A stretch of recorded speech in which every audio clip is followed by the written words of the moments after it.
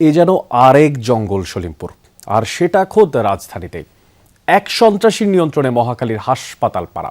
কথা না শুনলেই হুমকি, হামলা, খুন। আর হাসপাতালের টেন্ডার নিয়ন্ত্রণ আর আধিপত্য ধরে রাখতেই চলে এইসব। আর ভয়ে মুখ খোলে না তেমন কেউই। হাসপাতালগুলোয় এখন চরম আতঙ্ক। আর এই সব বিষয়ে ব্যবস্থা নেওয়া হচ্ছে কি তা জানতে স্বাস্থ্য অধিদপ্তরে গেলে অতিরিক্ত মহাপরিচালক জানালেন খোদ তাকেই হত্যার হুমকি দিয়ে চিঠি দিয়েছে সন্ত্রাসীরা। আর এইসবের মূল হোতা রুবেল গ্রুপ। হাসান মিসবার প্রতিবেদনে দেখবেন বিস্তারিত। রেইনবো অ্যাক্রোপ্লাস্টে অ্যাক্রিলিক এমালশন থাকায় মুছে ফেলা যায় যে কোনো দাগ সহজেই। Rainbow Paints. 20 এপ্রিল বেলা 3:30টা রাজধানীর টিবি গেট এলাকার এই গলি ধরে বাসায় ফিরছিলেন ক্যান্সার হাসপাতালের সাবেক উপপরিচালক ডাক্তার আহমদ হোসেন। সেখানে তাকে কুপিয়ে জখম করে পালিয়ে যায় মাস্ক পরা 2 দুর্বৃত্ত। এই দিক থেকে দুইটা ছেলে যায়, ওনারা পিছন থেকে হামলা করছে।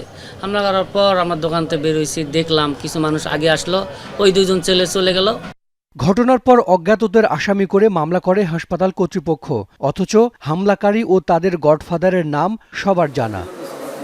আতঙ্কে আর ক্যান্সার হাসপাতালে কাজে যোগ দেননি ডাক্তার আহমদ। তার জায়গায় অস্থায়ী দায়িত্ব দেওয়া হয়েছে অন্য চিকিৎসককে।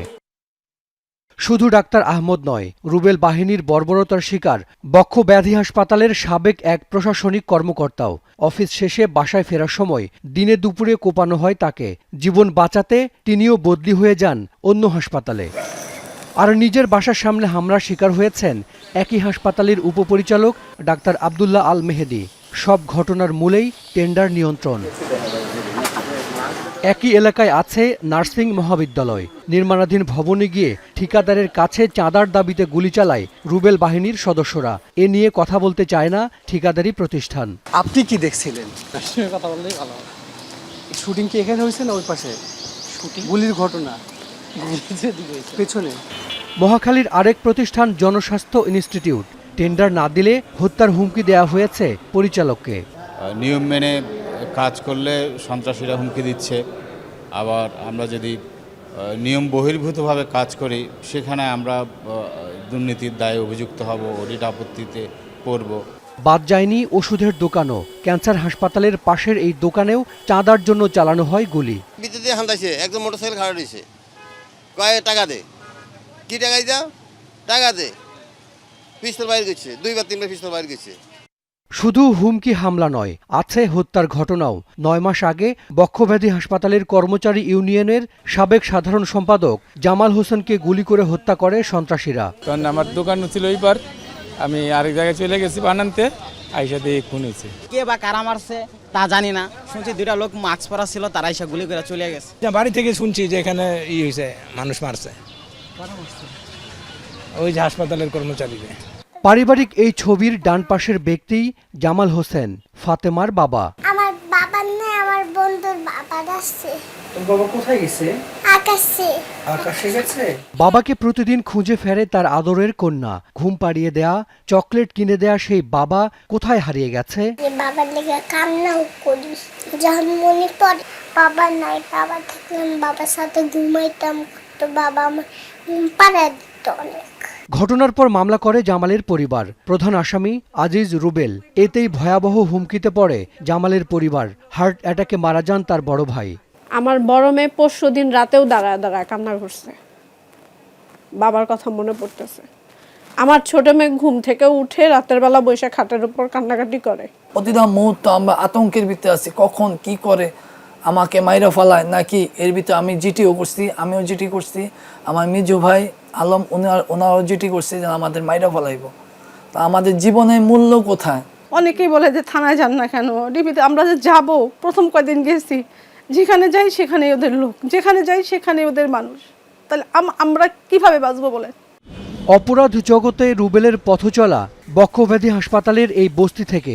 এখান থেকে বছরে ভাড়া তোলা হয় কোটি টাকার বেশি। আর পুরো এলাকায় ছোট বড় মিলিয়ে দোকান বসে 100-র বেশি। সরকারি জায়গা হলেও ভাড়া তোলে রুবেল বাহিনীর সদস্যরা। হ্যাঁ, দোকানের মালিক আমি আইছি 3 দিন। আমি কালকে বিকেল বেলা আসি, আমি তো জানি না বর্তমানে মালিক। 2000 টাকা। জি আসে একজন। এনে কোনো বাড়াবাড়া নাই, সরকারি জায়গা, ওটা থাকি গুছাই দিলে আমি চলে যাই আবই আহি। বস্তির সামনে খাবারের এই দোকান চালায় আজিজ রুবেলের বোন রুমা। ক্যান্সার হাসপাতালের চিকিৎসক আহমেদ হোসেনের উপর হামলার পর এটি বন্ধ করে দেয়া হলেও আবারও চালু হয়েছে। রুমা আপা নামে একজন আছে, উনি আমাকে আসতে বলছে, উনি আর কি দোকান খুলতে বলছে, আর কি খুলছি আর কি। অর্থাৎ মহাখালীর এই হাসপাতাল পাড়ায় রুবেলের কথার বাইরে কিছুই হয় না। কিন্তু কে এই রুবেল? জানা যায় নার্সিং কলেজের এক কর্মচারীর ছেলে তিনি। বিদেশে বসে নিয়ন্ত্রণ করেন মহাখালীর অপরাধ জগৎ। ডাক্তার আহমদকে কোপাতে 20,000 টাকায় ভাড়া করা হয় সন্ত্রাসী। সবাই তার নাম শুনলেও দেখেনি কেউ। আগে শুনছি যে ওনারা এখানেই থাকতো, বক্ষবিধির ভিতরেই থাকতো।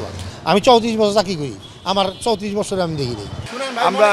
আমরা বলা মানে বুঝেন তো। সব মিলিয়ে মহাখালীর হাসপাতাল পাড়ায় এখন রুবেল আতঙ্ক। নিরাপত্তাহীনতায় ভুগছেন চিকিৎসক, কর্মকর্তা, কর্মচারীরা।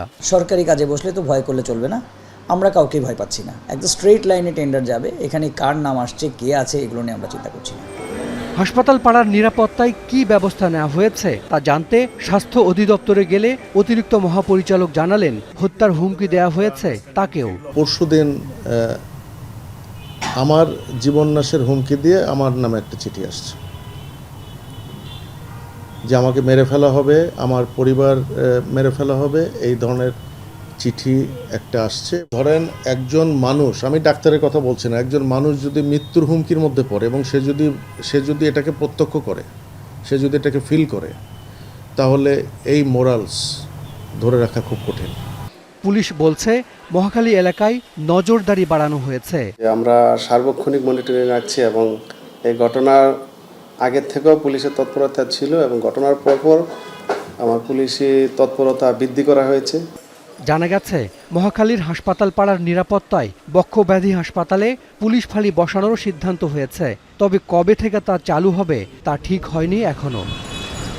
এটি জাতীয় ক্যান্সার গবেষণা ইনস্টিটিউটের ছাদ। ঠিক এক বিল্ডিং পরেই স্বাস্থ্য অধিদপ্তর। অধিদপ্তর থেকে ক্যান্সার গবেষণা ইনস্টিটিউটের পায়ে হাঁটার দূরত্ব 1 মিনিটেরও কম সময়। এত কাছের প্রতিষ্ঠানেই যদি টেন্ডার কেন্দ্রিক এত ধরনের হুমকি, হামলার ঘটনা ঘটে এবং পাশের আরেক হাসপাতাল বক্ষব্যাধিতে, তাহলে দূরের প্রতিষ্ঠানগুলোতে কি হয় তা হয়তো সহজেই অনুমান করা যায়। তবে বেশিরভাগ ক্ষেত্রে এসব ঘটনা আসে না প্রকাশ্যে। হাসান মিসবাহ, যমুনা নিউজ, ঢাকা।